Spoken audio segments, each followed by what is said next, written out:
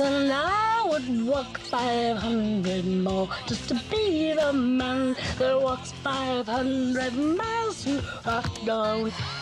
Hello, dude. You guys. We all want to adjust to situations we experience each day, but sometimes we can't control our behaviors. We don't have decision over them. So today we're going to talk about some autopilot things that we do that can hijack our entire day. And today we have Trevisha Williams here with us today. Hi there. Welcome back, Trevisha. Good to be here, Okay, Dawn. so what are we talking about here? I mean, I do that occasionally in the car. Yeah, well, autopilot, 40% of our behaviors on a day-to-day activity is autopilot behaviors, things that we do that we don't really have to even think about. So it's kind of like unconscious. Brushing our teeth, brushing our teeth, cooking breakfast, driving. We don't really have to think about it. And while most of those things serve us well, there are some behaviors that keep us from getting the most out of our day. So, like, give me an example. What did you do this morning that was on autopilot that Trevisha messed you up for? Like, you're wasting your time today. Well, I guess just brushing my teeth. Yeah, I do. Well, we do several things. The things that we do that's autopilot that we don't really have to think about, like I said, was brushing my teeth and doing my hair and, you know, going over my the deal for today. So what are some tips? What can we do? We can you can prepare the night before for a successful day by doing things that would automatically usually take up a lot more time in the morning, like getting your attire out for the next day, preparing your lunches if you got kids, or for yourself, if you take your lunch to work, prepare your lunches. And also, a lot of people avoid exercise in the morning because they're not prepared, they don't have the clothes out, so get your exercise clothes out in the morning. Or you're like me, you lay it out and you're like, well, I'll go later. I mean, hey, what if you squat while you're brushing your teeth? Do a little multitasking. Yeah, exactly, and right? I'm going to touch on multitasking because actually our brains are wired to do one thing at a time really well.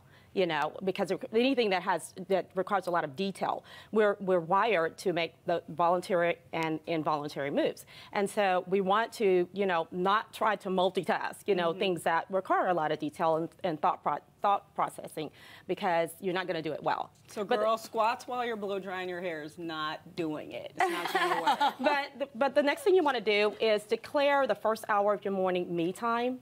Okay. Yeah. How do you do that with kids? And if you're getting up at 2:30 a.m., how do you do that as well? Well, that's a little different. I mean, it's still your same 24 hours. You know, everybody has the same 24 hours. So if your day starts earlier, you just start doing those things earlier. That's all. So tell me about declaring that me time. What am I doing within that hour that's going to change my day? Well, you want to avoid doing things that cause you to get in reactive mode, because those things cause you to become very stressful, you know, sooner than you should be becoming stressful.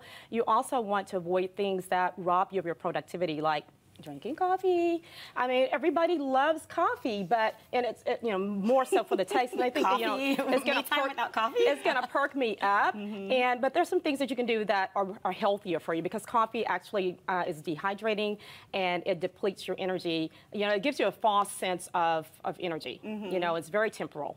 And the last thing you want to do is build a new morning and evening routine. So give us some examples of how we would do that. So, you know, like the mornings is a good time to just journal and pray and exercise and really prepare your mind and your body for success. And I'll tell you, journaling, it's something I've done for many, many years. And the reason that, you know, I haven't done it recently, and it's probably the reason I'm not sleeping great. It really is a great way to get things off your mind. It really is. Clear that mind. Yes. Yeah, exactly. So you actually can get to sleep, right? Exactly. And then preparing the night before, going back to that one, make sure you go to sleep, you know, early enough so that you can feel like getting up early in the mornings and declaring that me time and actually spend that time with yourself. Another thing is that research shows that the blue screen on your smartphones are throwing your sleep and wake cycles off. Yeah. Like completely off. So instead of using your smartphone like an hour or so before going to sleep, you might want to replace it with reading, because get this, reading an hour before you go to sleep can increase your productivity by 66%. For the next day? For the next day. Oh, wow, that's a great tip. Yeah. And the last thing you want is to get a bad email right before you're trying to go to sleep, and then you actually can't get to sleep because you're thinking about the email. And I'm glad you mentioned that, because and the other tip is that you want to avoid doing the things that you put you in reactive mode. Checking your email, grabbing your phone first thing in the morning. It's really not that urgent. You know, if it's an emergency, somebody knows how to get a hold of you well before then. So grabbing your cell phone and checking your messages, checking email, checking social media sites, you know, and seeing what people are doing. You know, all you need is someone telling you how much you suck before you start your day on Twitter, right? All right, great tips. Head to thebroadcasttv.com and check today's links to get more information from Dr. Trevisha Williams. And we're back with a live performance from musician Ray Johnston when the broadcast returns.